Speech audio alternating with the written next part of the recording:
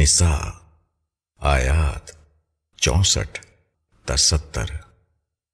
اور ہم نے جو رسول بھیجا اسی لیے بھیجا کہ اللہ کے حکم سے اس کی اطاعت کی جائے، اور اگر وہ جبکہ انہوں نے اپنا برا کیا تھا وہ تمہارے پاس آتے اور اللہ سے معافی چاہتے اور رسول بھی ان کے لیے معافی چاہتا تو یقیناً وہ اللہ کو بخشنے والا رحم کرنے والا پاتے۔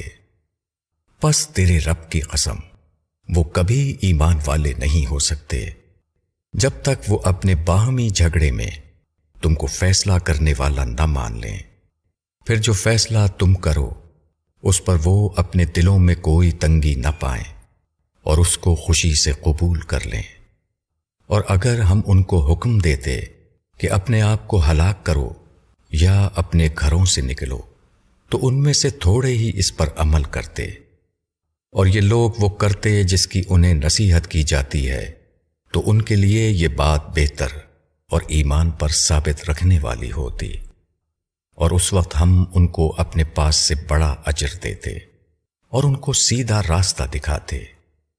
اور جو اللہ اور رسول کی اطاعت کرے گا وہ ان لوگوں کے ساتھ ہوگا جن پر اللہ نے انعام کیا، یعنی پیغمبر اور صدیق اور شہید اور صالح۔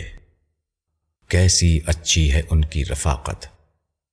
یہ فضل ہے اللہ کی طرف سے اور اللہ کا علم کافی ہے۔ تشریح: رسول اس لیے نہیں آتا کہ لوگ بس اس کے عقیدت مند ہو جائیں اور اس کی بارگاہ میں الفاظ کے گلدستے پیش کرتے رہیں۔ رسول اس لیے آتا ہے کہ آدمی اس سے اپنی زندگی کا طریقہ معلوم کرے اور اس پر عملاً کاربند ہو۔ اس معاملے میں آدمی کو اتنا زیادہ شدید ہونا چاہیے کہ نازک مواقعوں پر بھی وہ رسول کی اطاعت سے نہ ہٹے۔ جب دو آدمیوں کا مفاد ایک دوسرے سے ٹکرا جائے اور دو آدمیوں کے درمیان ایک دوسرے کے خلاف تلخی ابھر آئے، اس وقت بھی آدمی کو اپنے نفس کو دبانا ہے اور بلا ارادہ اپنے آپ کو رسول والے طریقے کا پابند بنانا ہے۔ نزا کے موقع پر جو شخص رسول کی رہنمائی کو قبول کرے وہی رسول کو ماننے والا ہے، حتیٰ کہ رسول کا طریقہ اپنے ذوق اور اپنی مصلحت کے خلاف ہو تب بھی وہ دل کی رضامندی کے ساتھ اس کو قبول کر لے۔ وہ اپنے احساس کو اتنا زندہ رکھے کہ اگر وقتی طور پر کبھی اس سے غلطی ہو جائے تو وہ جلد ہی چونک اٹھے۔ وہ جان لے کہ رسول کو چھوڑ کر وہ شیطان کے پیچھے چل پڑا تھا، وہ فوراً پلٹے اور معافی کا طالب ہو۔ جو شخص نفسیاتی جھٹکوں کے مواقعوں پر دین پر قائم نہ رہ سکے اس سے کیا امید کی جا سکتی ہے کہ وہ ان شدید تر مواقعوں پر ثابت قدم رہے گا جبکہ وطن کو چھوڑ کر اور جان و مال کی قربانی دے کر آدمی کو اپنے ایمان کا ثبوت دینا پڑتا ہے۔ نفس پرستی اور مصلحت پسندی کی زندگی اختیار کرنے کے نتیجے میں آدمی جو سب سے بڑی چیز کھوتا ہے وہ صراط مستقیم ہے، یعنی وہ راستہ جس کو پکڑ کر آدمی چلتا رہے یہاں تک کہ اپنے رب تک پہنچ جائے۔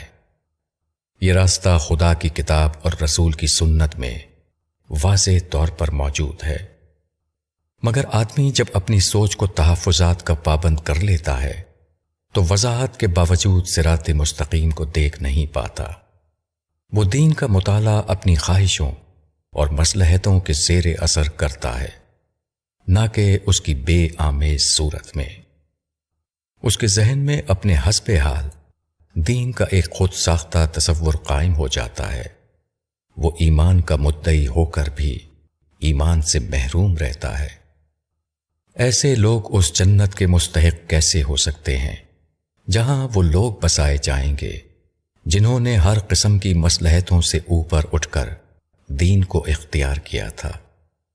وہ لوگ جو خدا کے عہد کو پورا کرنے والے ہیں، جو حق کی گواہی آخری حد تک دینے والے ہیں اور جن کی زندگیاں حد درجے پاکیزہ ہیں۔